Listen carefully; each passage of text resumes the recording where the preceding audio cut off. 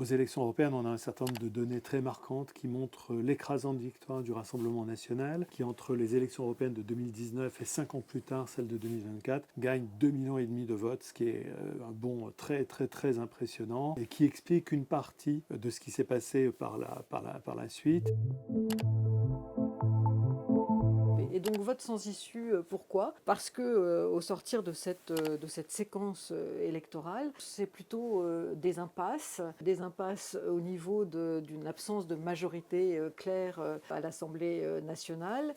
qui se sont imposées, des impasses aussi, ou en tout cas des lenteurs très importantes dans la nomination du gouvernement, puis des gouvernements successifs. Un vote qui n'a pas débouché sur à la fois les attentes des Français et aussi sur une majorité claire. Donc c'était vraiment une tradition au Cevipof, puisque toutes les grandes élections sous la Ve République, à peu près, sont référencées dans ces chroniques électorales. Il y a aussi dans le titre de l'ouvrage un clin d'œil à une théorie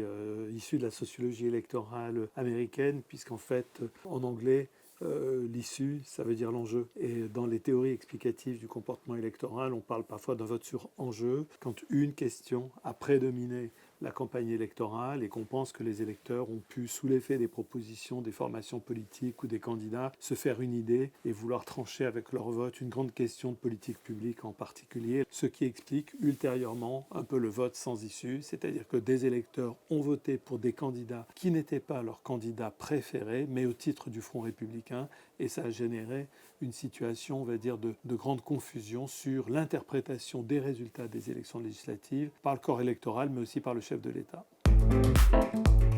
Sciences Po.